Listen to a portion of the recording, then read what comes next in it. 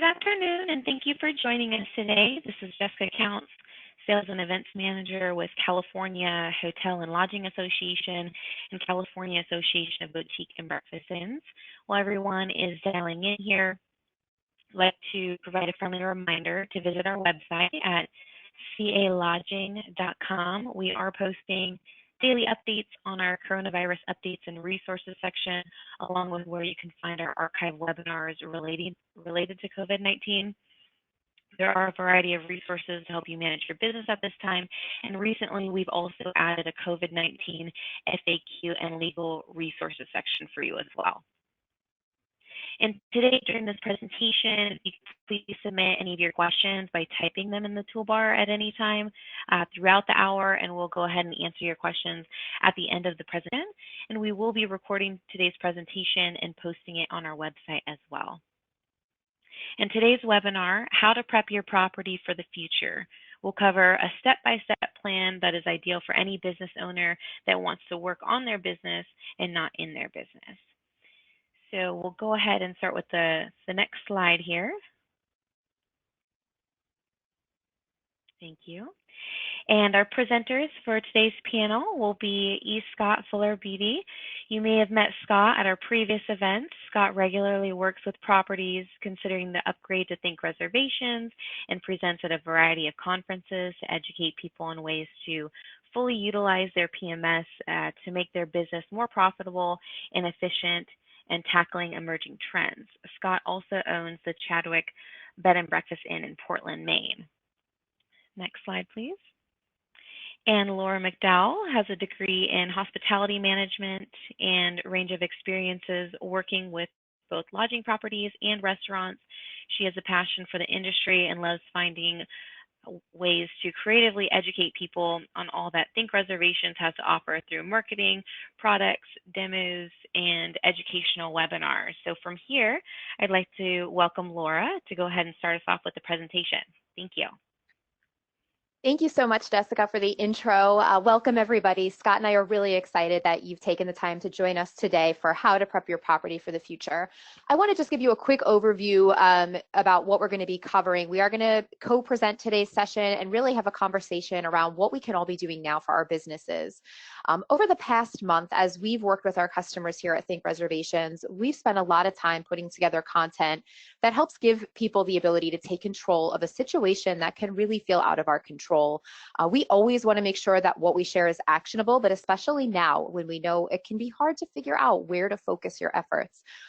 So in today's session, we're going to walk you through two different checklists that we've created. Our original checklist is really a guide for a traditional slow season, which I think we all know is not what we're going through right now, but we still feel like there's valuable information in there. So we're going to cover that first.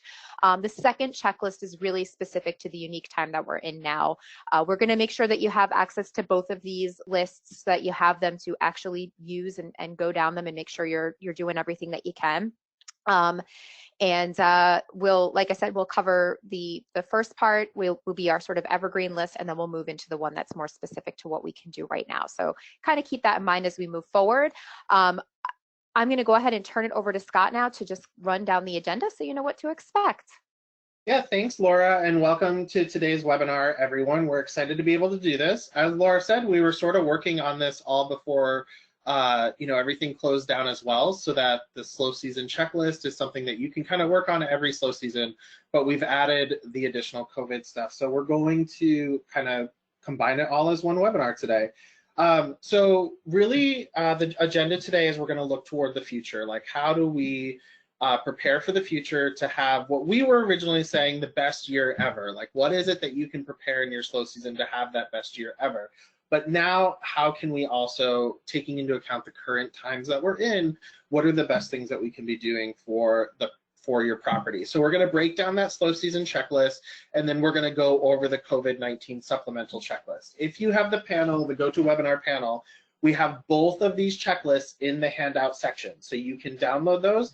And I believe Jessica is going to include links for you to be able to download them in the follow-up email that will go out after the webinar as well. But definitely download those so that you don't have to reach out to us later to get them.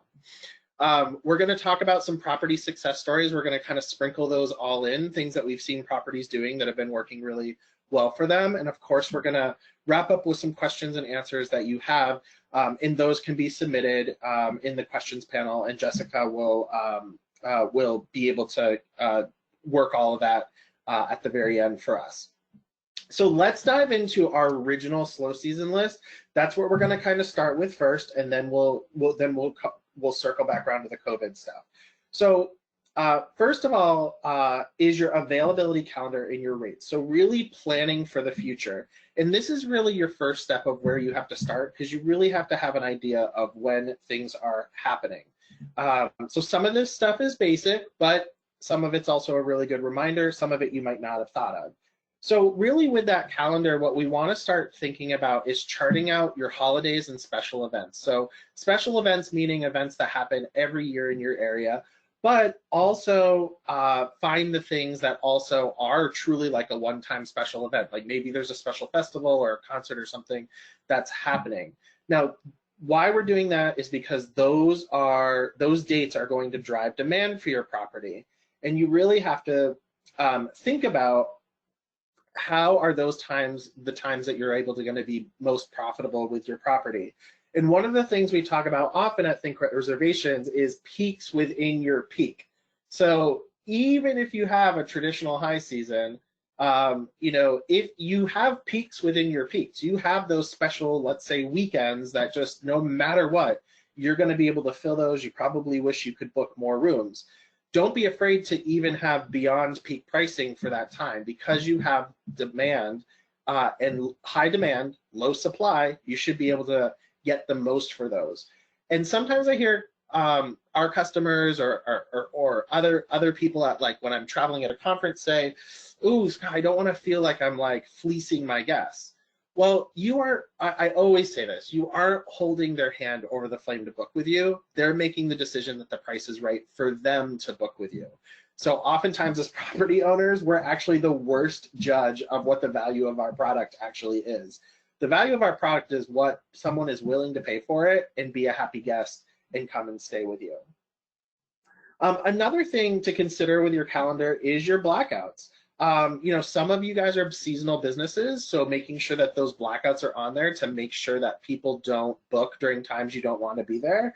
But especially with times like right now, I'm telling people, black out your vacation, especially if you're a small property where maybe you don't have employees, or maybe you don't feel comfortable, even if you have employees, you don't feel comfortable running your property if you're not there. Plan out that vacation. We all need a vacation, and put that on the calendar. Again, I have a conversation with property owners a lot where it's almost like a badge of pride, where they're like, "I haven't taken a vacation in 5 years." And I'm like, well, then you're in the wrong business. Like, you should be also enjoying all the wonderful things that you're doing. So black that out on your calendar. And then the last thing I'll throw in here is calendar notes. We call it calendar notes and Think Reservations, but a lot of PMSs have this ability where you can put notes on specific dates. This is a great way to assist your staff on the fly, especially if there's like some sort of festival going on, holidays going on. We have a whole mixture of things on there. We use them for things like just a simple reminder that, hey, this is Memorial Day weekend and we require 3-night stay.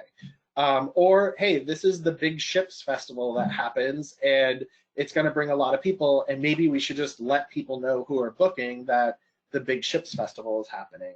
Anything you want to add to the calendar stuff, Laura? No, I think I think you've pretty much covered it. It's really such a great tool. And I think I'll say this now, just speaking of calendar notes as a feature, is this also going to be a great time for you to take a look through your property management system if you use one, and look for all of those little features that you haven't used.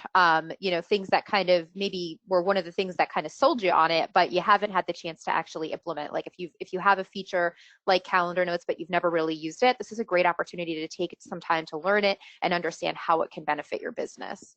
Yeah, that's a great tip. Like, this is the time, if there's something that was in your PMS that you're like, oh man, that was really cool, go explore it now, for sure. So Laura, I'll let you take it away on our next section, which is reviewing your rates and restrictions. Yeah, and I'll say, actually, I think the first thing I want to mention when it comes to reviewing rates and restrictions is another thing that I think a lot of people probably don't use as often as they should, and that's reports. So if you haven't really dove into the reports that are offered by your property management system, this is a great time to go through those and identify which ones can be benefiting you. They probably have lots of reports that aren't really necessarily something you need to be looking at on a regular basis, but there are others that you can kind of, bookmark to say to yourself, okay, these are the ones I want to be checking, daily, weekly, etc. And one of those should definitely be a booking pace report, a report that's going to give you the ability to get an idea of how your rooms are booking over the course of a year so that you can understand demand. Is there an opportunity for you to increase revenue because you can see that certain rooms are booking really far out in advance? That's a great indicator that you've probably found a peak within a peak. Extending your availability into the future. So again, depending on how you manage your pricing, you may find yourself lacking rates out into the future, and you want to take the time to go in and backfill those dates so you don't end up with not having availability.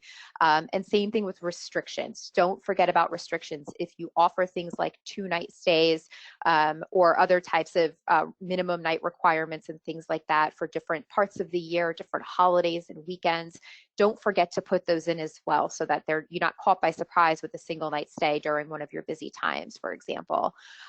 Reviewing automatic rate adjustments, again, another feature that you may not have tried out if your system offers something like this, the ability to go ahead and set rules that allow for your pricing to automatically raise and lower based on supply and demand. This is a great time to try something like that out.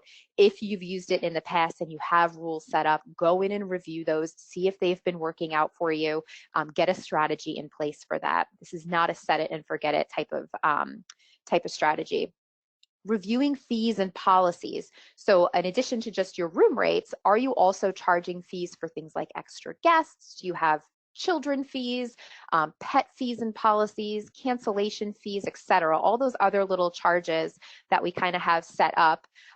It's a good time to comb through those and make sure they all still make sense, that they're all still appropriately priced, and make any changes if needed. So just quick little housekeeping things for rates and restrictions. Anything you want to add, Scott, before we move on? I know next we want to talk a little bit about just reviewing OTA strategy. So if we want to head into that. Yeah, the only thing that I'll add, and I think we're going to touch on it a little bit later, is about those policies. Especially right now, we may want to take a time to kind of create a specific policy, especially around cancellations and refunds and all of that. That might be something that is sort of ongoing, rolling, that is different from your regular policy. I think one of the things that's that people, once they start traveling again, are going to be very conscious about is what is the chances of me needing to cancel this, and what are the penalties for that. And we may have to be a little bit more flexible to attract those guests, because we may have to start thinking in our heads how many people. Maybe our policies didn't turn away people before, but maybe we have policies in place now that could be preventing people that otherwise would be making a booking with us. So we'll talk a little bit more in the kind of second half of things about that.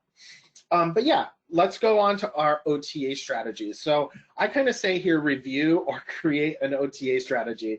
A lot of us work with OTAs, but we don't actually have a strategy of working with them. So maybe the first building block is actually creating that. So, and it's one of those things that even for me, I started working with OTAs, and it took me a long time before I actually figured out an actual strategy to work with them. So the idea here is that you want to build a profitable business relationship with OTAs.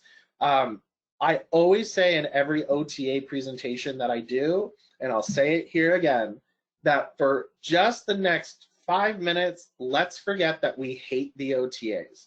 Let's forget that they're, taking our revenue and, the way that they advertise and stuff like that. And let's think that, we may be part of the problem about how we're working with them. We could be part of the problem. And if we just adjusted the way that we worked with them, we could probably have a much more profitable relationship working with them. So I do think that it is sort of a partnership. And, Laura and I, we don't work for an OTA. We work Think Reservations as a channel manager also, but we are an OTA. So it doesn't matter to us how you use it. It's just having a strategy is really important. So, I will encourage you. I'm going to briefly go over some of our OTA, stuff that we do. But if you are jonesing to learn some more information about how to work with OTAs, definitely go to thinkreservations.com. We have a webinar page, and we have a webinar called Have Your Way with the OTAs. Tons of great questions in it. We're going to be renewing it because a couple things have changed. But if you have some time, pop some popcorn and throw that webinar on anytime you want to watch it. So a good question for yourself is, how do you want to work with OTAs? So, around that is things like your availability. Do you make everything available to them? Do you hold back inventory that you're going to be able to sell yourself? Do you have any other restrictions that are in place with OTAs? And also your pricing. And yes, we get the question all the time, do I have to offer the same price to them? And technically, the answer is yes, you do have to. That's your contract with them. If you're not giving them the same price, you are technically breaking your contract. Do they still, does that mean that, most, I won't even say most, that a lot of businesses give different pricing? Absolutely. But you do have to ask yourself that if you're selling a room for more on an OTA's website and they're booking, why aren't you able to get that same price through your own booking engine? And if you are like the majority of our customers, where you're getting the majority of your reservations through your own website, if you were to jack up's the wrong word. Sorry, I'm kind of moving fast here. But if you were to raise your rates on your website to meet what your OTA rates, where you're having no problem booking, then as long as you're able to use something like a booking pace report, that's your proof in the pudding right there that you could be making a lot more revenue direct, commission free. Another thing to ask yourself about your OTA strategy is which OTAs are best for your strategy. So the big ones that are out there, we have Expedia and Booking.com, we have Airbnb and VRBO, and also Hotel Tonight is becoming a bigger player. And especially right now in this time, if you're not using Hotel Tonight, that may be something you want to just jot down and learn a little bit more about. Because Hotel Tonight really does specialize in last minute reservations. And they actually have some cool things in their OTA program where once a reservation's made, it's a guaranteed reservation. People can't cancel those reservations. So it is definitely, money in your pocket, even though you're paying a commission for it. It's filling those last minute rooms and you're guaranteed the money the guest can't cancel. And also make sure that you're updating your rates to reflect your strategy. So if you are making a change to, say, your website rates, you want to make sure you're updating those rates with the OTAs as well, because you never want to sell for less through an OTA website. One of the things that we can't tell from Google Analytics is how many people find the name of your property on, say, Booking.com or Expedia, and they then take the time to Google your name. They end up on your website, they look for the same dates, they find the same room, but all of a sudden, because of maybe an automatic rate adjustment rule, it's more expensive through your own website. Well, what are they going to do? They're going to go right back to the OTA's website and book through them because it's less expensive. You never want to appear less expensive. Not only did you lose the extra bump, but now you're paying a commission on a reservation that wouldn't have cost you a commission at all. So making sure that you have that updated on their websites. Last thing I'll add there actually is also make sure that things like your policies and stuff like that, that your policies are also equal to or maybe even more restrictive on the OTA's website, just so that you aren't, making it a sweeter deal to book through an OTA. Anything to add to this, Laura? No, I think you've done a good, thorough overview of OTAs. I'm trying to keep time in mind as well, so I think we should probably scoot to the next topic for now, and we can always come back if there are questions, I think. Yeah. So go ahead. Yeah. Take it. All right, so let's talk now a little bit about items and packages and specials. So this is another area that I think a lot of people tend to sort of let skate by year after year and kind of forget about reviewing, are these still relevant? Are my descriptions still the best that they can be? Are the packages that we're offering still what we want to offer? one of the biggest things I like to tell people is just get rid of anything that is not selling. That is either not selling, that is something that is just kind of bogs you down. I always love to talk with people who say that they have a specific package, and anytime it gets booked, they're just like, ugh, when they see it come through. Let it go. Just if it's not bringing you joy, let it go. So great time to clean up anything that's either not selling or you just don't enjoy providing to your guests. Adjust the pricing, descriptions, and images if applicable. Make sure that they're being offered for purchase the way that makes the most sense for you. Do you have the ability to offer them through your property management system and make it easy for guests to add them while they're booking online? Do you have an easy way to configure those to make sure that they're being offered, again, appropriately? Is it a seasonal item or package? Is it a holiday specific item or package? Make sure that you have the ability to offer those in the way that makes the most sense. On that same note, make sure that anywhere else that you're offering information about those, like your website or any emails that you send out, that's all updated as well. And then create holiday and event specific upsells now. Go back to that step one where you got out your calendar and you looked at all the holidays and special events coming up over the next year, or at least high season at this point, and go ahead and put in any of those special promotions or ideas that you've had for upsells and things like that, ways to promote your slow season, ways to promote last minute bookings during your high season, ways to include additional value for packages that people might be booking that can just get you a little bit more revenue from someone who's already making a reservation and spending money at your property. Anything else you want to add on that side? I was just going to add about configuration is that I know in Think Reservations and other property management systems, you can actually have things configured so that it actually expands what you're able to sell. And I want to give an example of one property that wanted to offer in-room massage. I don't know, maybe 10 rooms, I think they were, maybe a little bit bigger than that, but only about 3 or 4 of their rooms were actually large enough to offer in-room massage. And they tried offering in-room massage before, but people who were in rooms that it wouldn't work were booking it. So when we talk about configuration, is your system able to say, only if they've put this room in their cart are we going to offer in-room massage? So kind of like the idea of we only want to offer rooms that are available to them. Same thing with those upsells, those items, those packages. We only want to offer what that guest actually qualifies for. So it's the same principle.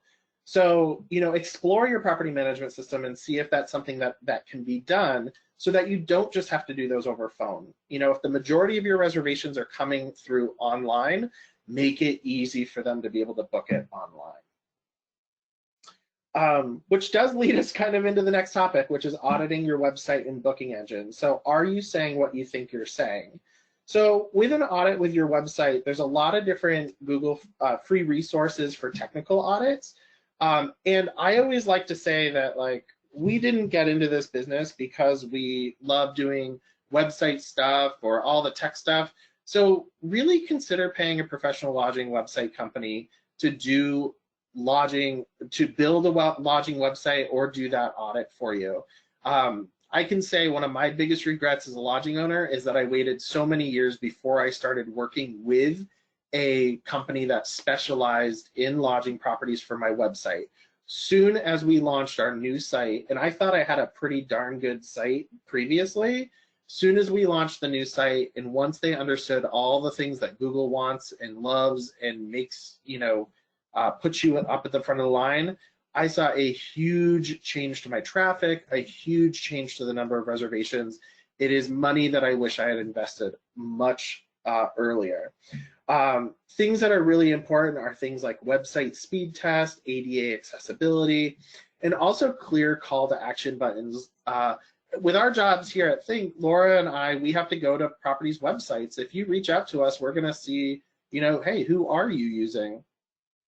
And we go to hundreds of websites every week.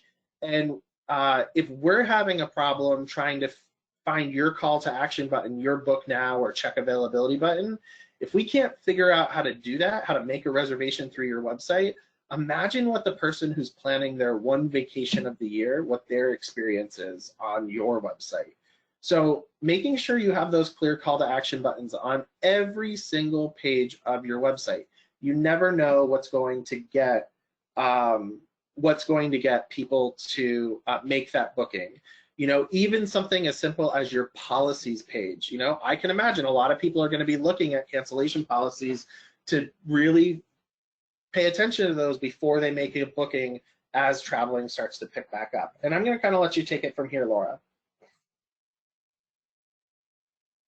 Yeah, okay, great. So I think the next thing that you really want to think about is your content current? So a lot of us go ahead and throw things up on our website and then we kind of forget about it, and we're not on our websites every day. So this is another great opportunity to go through and really take a look at, again, those specials pages and things like that. Are your room pages reflecting the most up-to-date information, the most up-to-date photos?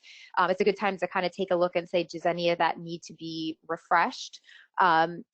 If you have a blog on your website, this is also a really great time to make sure that all of your blog content is up to date. Is there anything that you can kind of refresh on that side of things? Run a broken link checker. This is a really simple tool. We're going to throw the link right up there for you. You can run that for your website. It will let you know if any links that you have set up on a blog or on any blog articles or on your website in general are still working correctly. Make sure that that experience for those guests that are looking, that are on your website, are getting the best user experience that they can. And Google places a lot of value on how you connect to other websites. So if you have a lot of broken links on your website, and believe me, even common places change their links all the time, Google really penalizes you for that, for not making it easy for people to navigate where you're telling them to navigate. We just had an experience with Shipyard Brewery, which is a huge brewery where I am. They just made a simple website change that made our link to them broken, but by doing the backlink checker, we were able to just quickly fix it to the new address. And you know, Shipyard should have redirected the old link to it, but you know, they didn't. So that it then falls on my responsibility to make sure that my link is correct to them. So it really does make a big difference. And I'll let you continue, Laura. Yeah, and then next, you know, on the other side of that, we've done the website audit. We want to do the booking engine audit, and this is just kind of a more specific overview of what we discussed a little bit earlier. Go through your booking engine first as if you're a guest. See what that experience is like for your guests. A lot of people we know probably haven't done this since they first got their booking engine set up on their website. So if your booking engine offers the ability for you to have like a nice photo of your property, we have that feature in reservations. So this is a good time to take a look at that. Is that still the best image? Another option there is to get a little creative with that space and use it as free ad space. Rather than having your standard photo, maybe create a fun little graphic that explains something that you've got going on at your property. If you are going to be promoting something into the future, this is a great place to sort of utilize free ad space to communicate with those guests that are getting into your booking engine. Also, if you have the ability to add any kind of custom messaging on that page that allows you to address, you know, maybe, again, this isn't necessarily specific to what we're going through right now, but this is a great chance for you to display, you know, what your current policies are, what your current status is in terms of reservations, whether or not you're open, etc. Test all your settings in the booking engine. This is where you want to continue to move through those stages and make sure that things like specials are displaying correctly, that all the right items are being offered, that any packages that you have are showing up the way that you expect them to. And again, update any room photos if you need to, or you know, add some additional photos of your property, of your breakfast if you serve breakfast. You know, you take the opportunity to really fill out the visuals that are available to your guests so that they can really see themselves having that stay with you. Yeah, so moving on into reviewing your policies and email templates, we really we're talking about trim the fat here. We see a lot of properties policies, and you know, there's sort of a fine balance between like a good policy, a bad policy, those that are really long, and those that are maybe too short. There is a fine balance there, and this is a good opportunity right now in your slow season, or with what we're going through right now, to really trim that fat out of it. So review those policies, updates to your terms and conditions, and specifically to your cancellation policy. And make sure that any changes that you make are also reflected wherever you have those policies posted. So your website, your booking engine, your email templates, and also make sure that you update with OTAs and try to match those as close as possible. Remember I said earlier, if you can't match them up exactly, go a little bit more restrictive on the OTAs because you don't want to give them a reason to book through the OTA. Excuse me, if they're trying to match between that. Maybe you had a policy that you put in place 10 years ago because some guest did some stupid thing, and ever since then it's never happened again. You really don't need to have a policy about it, or you can kind of group it into some broader language that covers a lot of stuff. You know, I think people are going to be very paying a lot more attention to cancellation policies, especially things around like refunds and stuff like that in the upcoming travel. Anything to add to that, Laura? No, I think you've covered it. Okay. So I'll let you continue with community.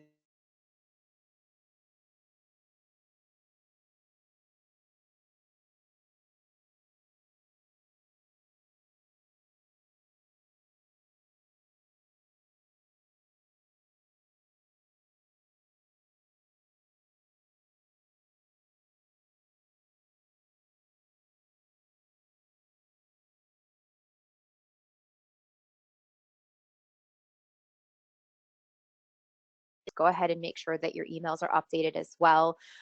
Review any template automation rules. So again, if you have a system that allows for you to set up automation based on time frames around a reservation, for example, you want to make sure that those rules are still accurate. Kind of think back to your last season that was busy. Did you feel like the timing for those made sense? Is there any room for adjustment?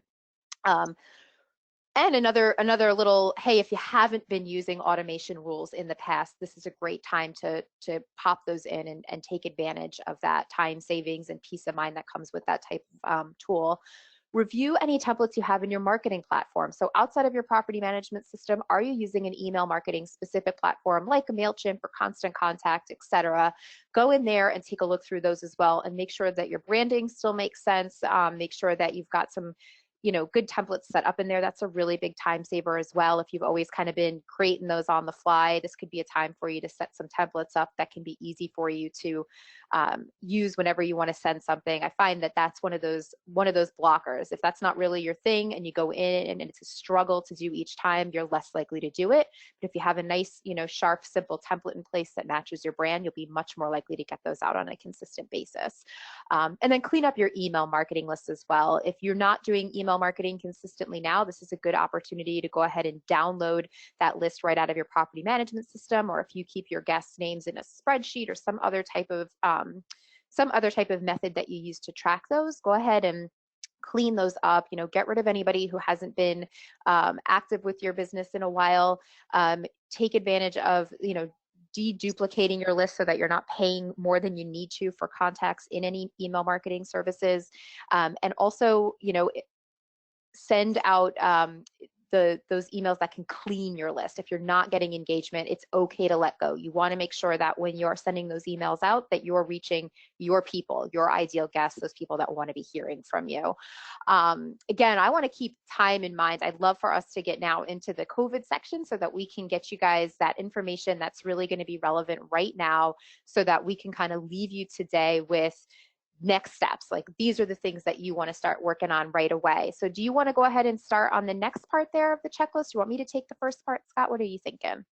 Sure, I can jump in right now. So really, when Laura and I were putting this together, we kind of came up with the idea that this is really, for everyone, this is sort of our grand reopening. So all of the things that we've talked about so far are things that are evergreen, should be done each and every year. Go through that checklist and let us know if you think there's other stuff that we can add to the checklist to make it better. Let us know, because we want that to be a livable, living, breathing article to really help properties. But we also recognize that right now there's some special circumstances, and how do we really position yourself for a grand reopening? So the first part of the second checklist is going to talk specifically about your website. So I think it's really important that on the homepage in that splash section, whether it's a pop-up or the, right underneath your, photos or whatever, that you have some sort of message. And in that message, communicate with people that are coming to you, your current business status. Also, if you have any sort of state mandates, like if you're not allowed to take guests now, or if maybe you're only allowed to house essential workers right now, letting people know that you're available for that, or maybe you aren't available to that. But also things like reservation status, when can you start taking reservations, when do you plan on welcoming guests back, and also any specific changes to a cancellation policy. And I really do think that the companies that are going to succeed, the properties that are going to succeed, are those that are going to be more flexible with their current cancellation policy. Maybe instead of a 2-week cancellation, maybe you're giving people a 1 week, or maybe even a 48 hour, something that usually, smaller properties aren't used to. But, with states opening at various rates, different regions, with the phases that the government and states are talking about, if we do want to actually get people to book with us, we have to be really, really conscious of, their decision to book and how our policies can play with that. So specifically, maybe you want to have a rolling cancellation policy that is less restrictive than your current one, that you roll along for the next few weeks or maybe even the next few months. And I'm going to let Laura talk about social media because this is sort of her major area. Yeah, absolutely. So social media, I think at a time like this is so important. If your property is already active on, Facebook, Twitter, Instagram, this is a really important time, I think, to continue to make sure that you're present. Let your guests know, let your community know that you're still here. Show them what you're doing, give them a tour of your property, let them into your lives and be real with them. I think what we're going through right now is obviously going to change our world significantly. But I think one of the benefits that could come from it is the fact that we can all relate to each other on a more human level. We're all sort of going through this unique thing together. And it's a chance for us to really kind of show that human side of ourselves. Even though we can't physically be with each other, we can let people know that we're still here. And from my perspective, working on Think Reservations, social media, I get the chance to see what a lot of our customers' businesses are doing. And I've seen some just really, like sort of heartfelt opening the door to our lives, seeing what we're doing, letting us into sort of the backside of how we run our business and who we are as people and as a family. And I think that can be really impactful right now. It can also be kind of therapeutic, I think, too, when you feel like you can kind of let down, the formal side of maybe how you operate your business, and again, be real with people. Plan out social media as best as you can as well. This is, I think, a great tip for any time, but I think very short-term planning when it comes to social media can be helpful. It can kind of remove some of the stress that you may feel around the sense of urgency, like, oh, I have to have something out every day. Maybe think about a week in advance of what do I want to get out this week? What do I think will be beneficial? Try to do batch creation of content if you can, so you can focus on it and then sort of let it go. Another thing to consider is those automation services for things like social media. You've got Hootsuite, Planoly. There's tons of different services like this. A lot of them are probably doing really nice free trials right now as well to let you kind of test the waters, and you can get a feel for, could this be something that when I am busy again and I want to have this stuff going on, that these could be really beneficial to my business in the long term and be really nice and time saving. So a good time to kind of think about those things as well. Go ahead, Scott. Yeah, and really, also think of social media in the sense of like, what can you be doing? Is there a way that you can take your business and pivot what you're doing? For a lot of lodging properties, it was like someone just turned the water off mid-March. There was no business.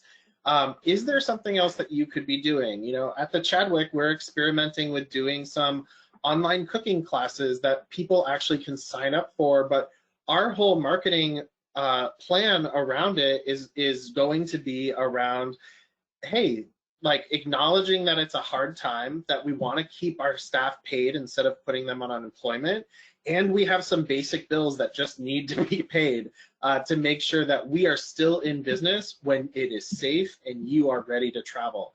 I think if we just get real with some of our stuff, I think that's really gonna help us out and help us.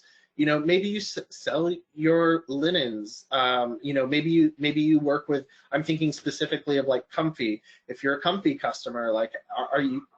Do you do the dropship program?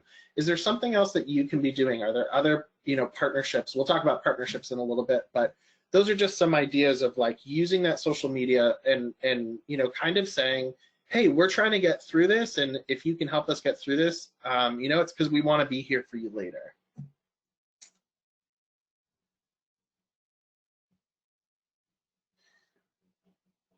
Do you want me to take blog posts, yeah, or are you gonna? Yeah, sorry. Yeah. Okay. Because like, are you waiting for me, or? Sorry. Yeah. And I know we talked a little bit about blog posts earlier as well on more of that long-term evergreen, content on your website. But another opportunity here, similar to social media, if you haven't,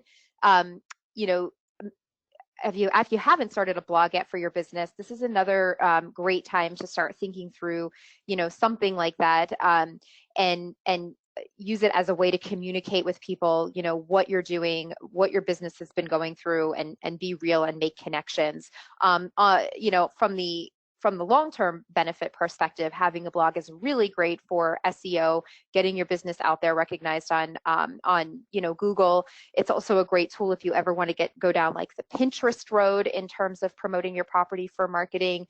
So this is something that, with blog posts, this could be an opportunity for you to start connecting on a different level with people that may want to visit your business, and planning those out, getting a kind of a backlog of posts written so that you've got them ready to go when you want to make them live, and you're not sort of scrambling to get stuff done and sort of letting that go. And I do want to say, when it comes to blog, when it comes to social media, don't feel like you have to do everything. If you're listening to this and you're saying, oh my gosh, the last thing I want to do is deal with writing blog posts, you can always hire somebody out for that eventually, or do some sort of ghost writing or something along those lines. Maybe you have a staff person who might enjoy doing something like that.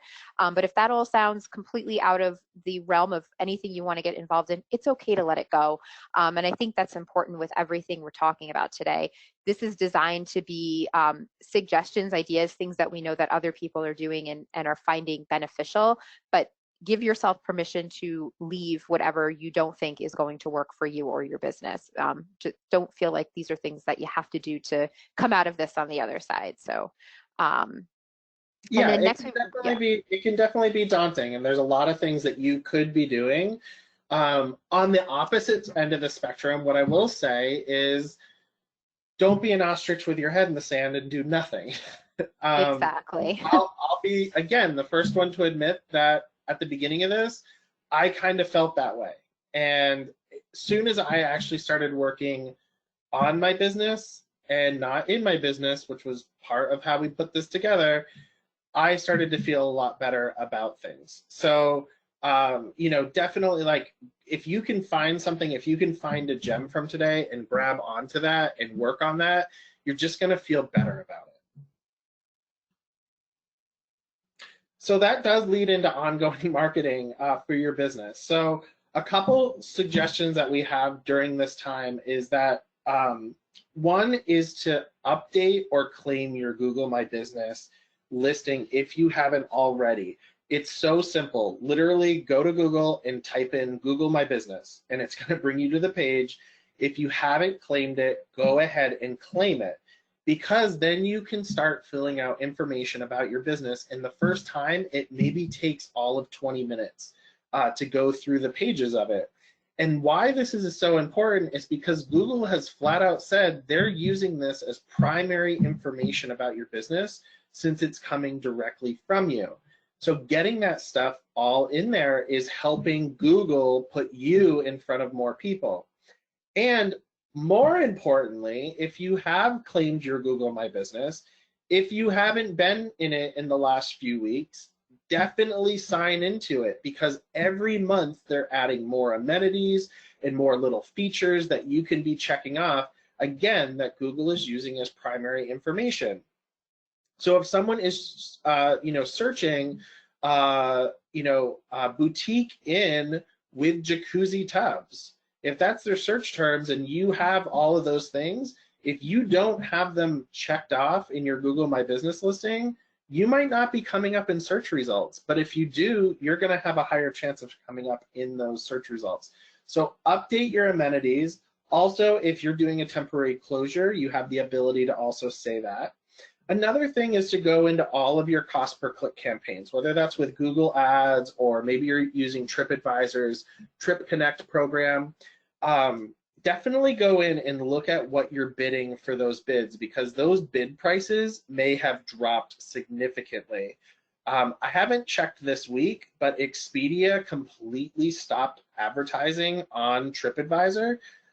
Booking.com really pushed back on how much they were spending on advertising in TripAdvisor. So I found in TripAdvisor that my bids actually dropped by like 6 times what I was paying before. And if I didn't go in and adjust it, TripAdvisor would gladly keep charging me the higher bid amount as the highest bidder. So make sure to go in and change things like that if you're doing any cost per click campaigns, because the cost might be a lot less and you really could be overpaying. Another question to ask yourself with those cost per click stuff is, are they needed right now? So you may decide that maybe you don't need to be doing it. But overall, our message with marketing here is that you don't want to stop all your marketing efforts.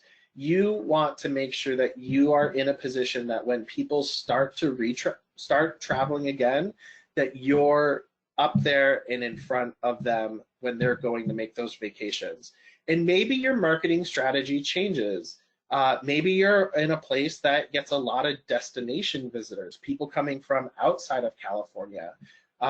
Maybe we need to focus a little bit more on the travel market. We know from research that people are already saying that the first trips that they're going to take are by car, are local travel. So maybe you change what your marketing strategy is from what it currently has been. And Laura, do you want to talk about kind of the business model, rethinking your business model? Yeah, definitely. I think, as Scott kind of mentioned as we headed into this section, the concept of a grand reopening. And so this doesn't necessarily mean that you have to completely change your business model or anything like that. Again, we don't want to overwhelm anybody with ideas, but we do think that it's a great chance to sort of celebrate when you're able to reopen and start operating again. And that could look like a few different things, or a lot of different things, really. When we talk about rethinking your business model, one of the things that we're referring to is, thinking differently than how you've been operating. So for example, what can you maybe sell online? I know Scott already mentioned at the Chadwick, the creativity is flowing. Let's see if we can offer online cooking classes. The food at the Chadwick is fantastic. I can say that because I used to cook there. And I know they're still doing the right things, even though I'm not on staff anymore. And we used to hold cooking classes. We had these awesome cooking weekends that people were just in love with being able to attend, and they were limited because we could only host so many people at a time. And, we were able to drive a really great sense of demand for those. Everybody always had a fantastic experience. We had so much fun doing them. So it was kind of like, well, how can we take that experience and tweak it and make it something that we can offer now? Because it's a lot of work. It's if any of you have ever done anything like that, or you guys do other types of special events, it's a lot of work to put those types of things on that are outside of, your normal stay and serve and all of that. But how could we tweak that and make it something accessible to people now and really have fun with it while we're not also hosting guests? Do you sell gift shop products? Do you have things in a store, or other things that you offer to your guests that you could maybe transfer into things that you can send out? So think creatively in that way. Are there things that you can sell in person? So depending on where you're located and what the requirements are for the area that you're in, you may have some flexibility around still being able to do things like curbside pickup and stuff like that. I know where we are in the Portland, Maine area, things are kind of changing on a daily basis. But maybe you can do like a breakfast to go. If you have a liquor license, maybe you have the ability to sell beer or wine that normally you're offering to guests for purchase, and you can now sell to your local public. You've probably seen it, and if not, you might be surprised to know that your local community is rooting for you and your small business. And, even though we may not be getting the normal travelers and visitors that we get, there's a lot of people in the community that are eager to help in any way that they can, because we want to see our small businesses survive. Even though I don't normally take advantage of the bed and breakfast on a regular basis in my area, I don't want to see any of them close down. So if there's something I can do to support them, we want to know what we can do to help. Think outside the box too. You probably have had some fun ideas over time in the past where you've said, well, that would be really fun to try, or that might go over really well. And, you get caught up in your normal day to day. Think back to some of those things that you've wanted to try in the past and see if there's a way that you can kind of grab onto that now. Even if it's not something you can offer right now, is it something that you can plan for the future?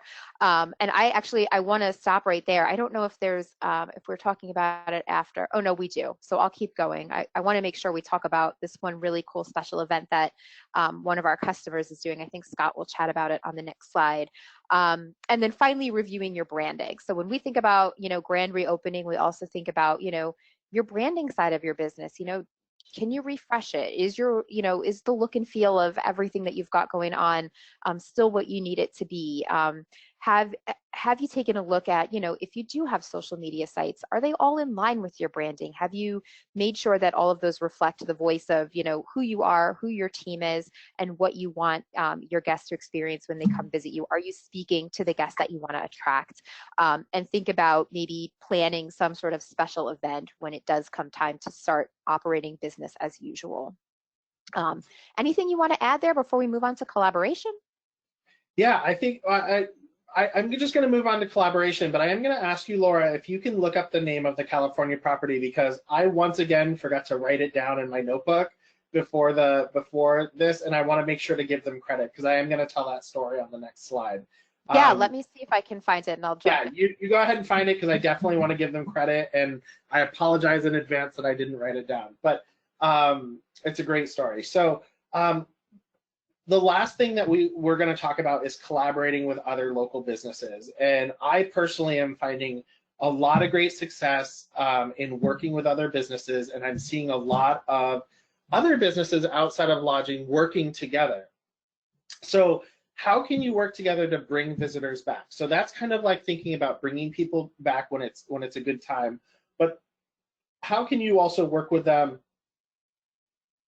to build maybe something that you can be doing now? Like one of the things that we're doing is we're going to be doing this. Portland is allowing for curbside pickup with, and since we have an alcohol license, we're able to sell alcohol. So we're actually partnering with Rising Tide, which is a very popular brewery. I was able to talk with them. They want to help support the Chadwick. We want to help support them. And we're doing people basically ordering these breakfast burritos to go, which we've never served breakfast burritos before, but we've created a breakfast burrito that is darn good that we might add to our menu that we feel is up to standards of the food that we normally cook for breakfast. And people can order these breakfast burritos and beer to go. So we're kind of doing a B&B thing, breakfast burritos and beer. Rising Tide is going to cross promote that for us. The beer distributor is going to actually cross promote that for us so that we can really hit a local audience. So it's not, we don't normally market to local people, but this is going to be marketed towards that. So think about who you can work with: restaurants, spas, other attractions. Think about what can be done now. Think about what can be done later. And Laura, did you find the name of the property? I did. So it's the Casitas of Arroyo Grande, which I'm sure my Long Island accent does not do justice to, but their website is it's casitasag.com. And I'm actually going to go ahead. I don't think they will mind. Do you think if I go ahead and paste the link to that extras page in the chat? Yeah, go ahead, paste it in there. All right, let's go ahead. Had no problem with us showing. So thank you very much for letting us share this. But think about building an exclusive VIP package. And I bring this up because this is exactly what this property in California has done. So one of your colleagues has already done this, where they have put together, they've worked with other local businesses. In this case, they worked specifically with a wine tour company and with a local restaurant. They were able to build a package with a lot of added value. So it was a couple night stay. in some of their nicest rooms. It had some additional amenities that normally can be added to the property that were added into it. So those were discounted. And it included also that wine tour, and it included the restaurant certificate. And the wine tour company and the restaurant basically doubled the value of the gift certificate from what was paid for it. So altogether, I believe it was like almost an $1,800 value if they were pricing it just all together as one. But they offered these to their mailing list to say, hey, we've put together this awesome exclusive package and we're limiting the quantity that can sell. And within 48 hours, they had sold the 10 VIP special packages that are for a future stay at a time that is convenient for the guests, when it again is safe for them to travel again. They sold those for just under $1,000. So again, almost an $1,800 value at $1,000, just under $1,000, and that netted some serious change for the property when they really needed it. So $8,000 for the property, and then each of the vendors ended up getting $1,000 out of their portion of what the sale was. So that is just a really great example of a lodging property taking the lead, reaching out, working with vendors. They have financially helped themselves. They have financially helped other vendors. The vendors were so happy that they were happy to continue it, and they now offer it slightly more expensive through their social media and through their website. But they created a special thing that was for their return guests, kept them on top of mind, got people excited about the future and being able to travel. So I just thought that that was a really awesome example of something that a California property has done that has been really successful and brought some revenue through the door to help pay the mortgage, pay the insurance, pay employees, all of that. So sell now for future stays. Think about that. And we always end our presentations when we do that with an action plan. And usually we have a couple sprinkled throughout, but today we really feel like we have given you 2 full action plans. You have checklists, so make sure to download those. Again, they'll be in the follow-up email, but this is really your action plan is to start checking off the boxes. So use the handouts and prioritize. We want to tell everybody that on the first list, the normal evergreen, the slow season checklist, get your calendar dates figured out first. That is the first step, because everything else you do is going to be based around those dates on your calendar. So that is your first task. And then my next suggestion to you is choose what you think is the hardest project on the list and tackle that next. Because soon as you get that project done, it is no longer hanging over your head, and it's not slowing you down and putting it off and putting it off and finding some other thing to clean because you don't want to have to do the thing that you know you really need to do in your business. So choose that project and get that done next, because that's going to give you the motivation to start checking through the other boxes on the list.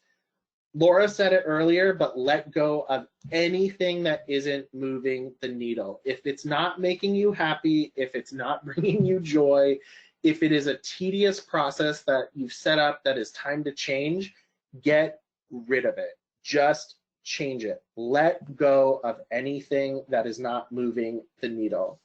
Also, if you have staff, assign projects to your staff. If there's things they can be doing at home, if there's things that they can be doing safely at work with social distancing, get that. You don't have to do everything, especially if you've been lucky enough to get like a PPP and you're still able to pay people.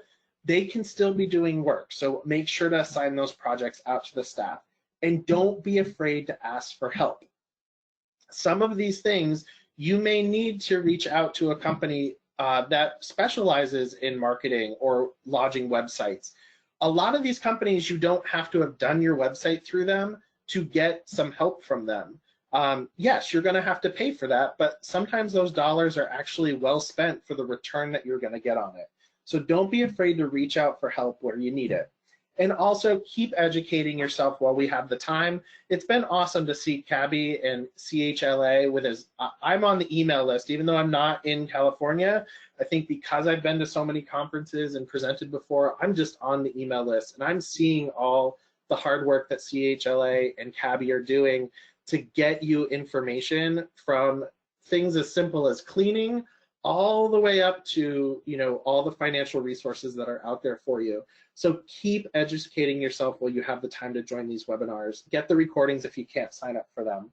And that's sort of what we have. So we want to move into Q&A, but before we do that, I do want to thank I do really want to thank our Think Reservations team here, because Laura and I have a great time putting these together, but honestly, we are reaching out to all the members of our staff, because all of our staff members on the support and sales side of things all come from real world lodging, whether they own their own properties or whether they worked for a property, mostly in some managerial capacity.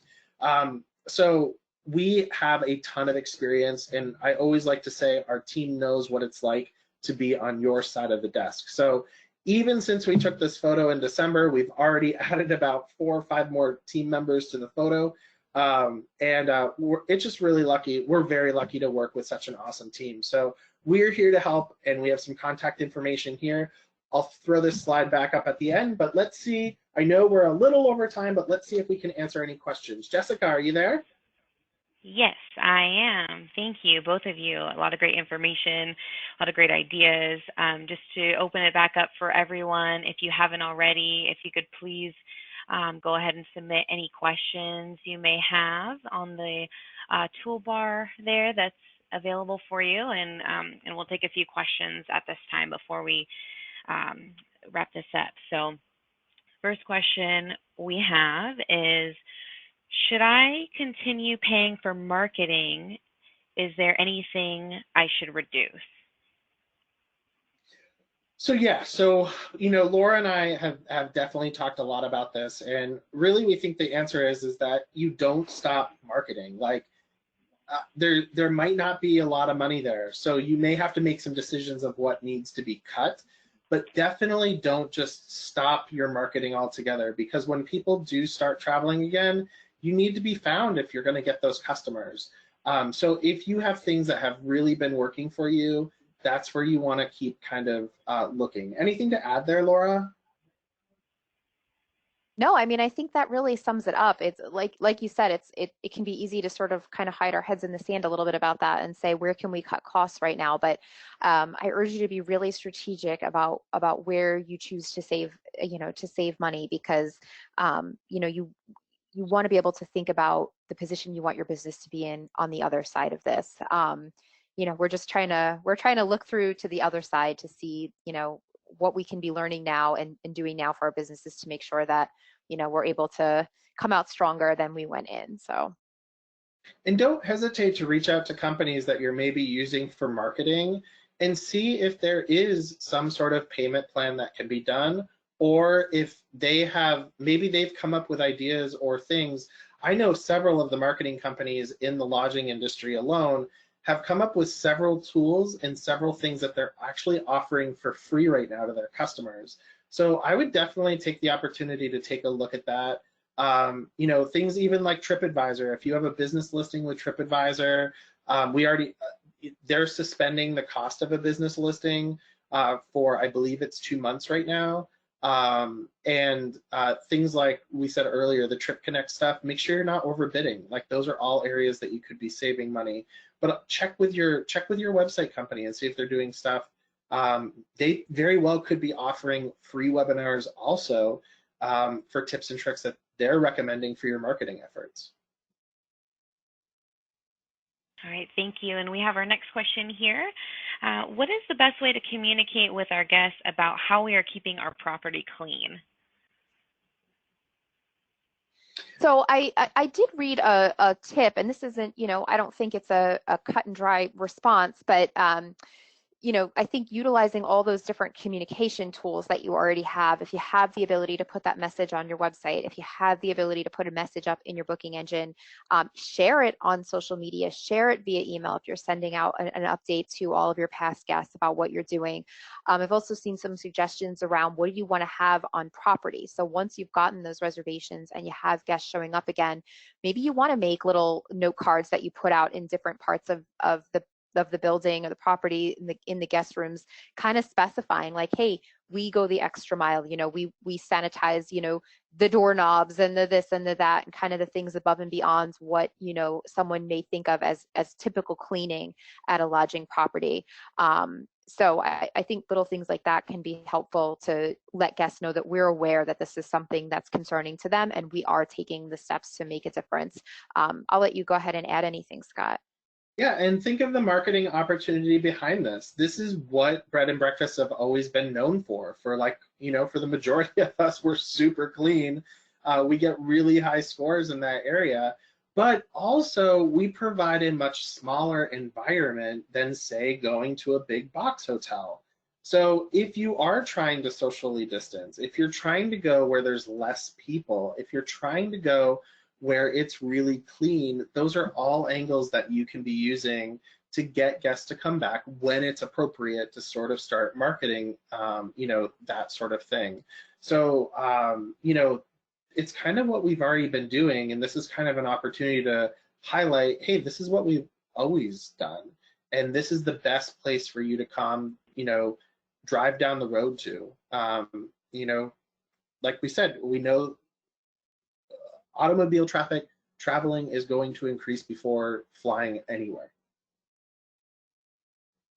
And people are itching to get out of the house. That's the other thing.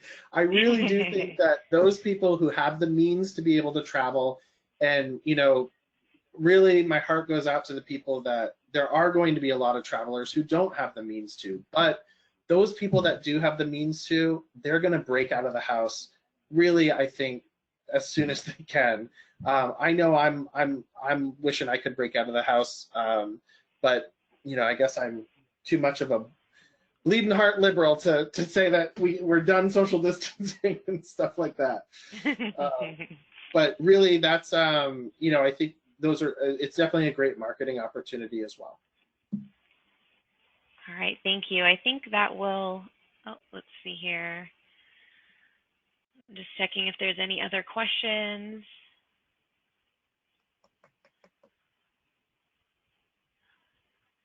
Okay, so I think that will wrap up for our Q&A. And Scott, do you mind going back to your slide with the contact information there? Yeah, At there the you end go. note? Okay, great. Thank you. So again, just to reiterate for everyone who remains on the line, if you do have any questions, please reach out. These are, your contact information to go ahead and refer to. And thank you for everyone joining us today. Thank you, Laura and Scott. Really appreciate it.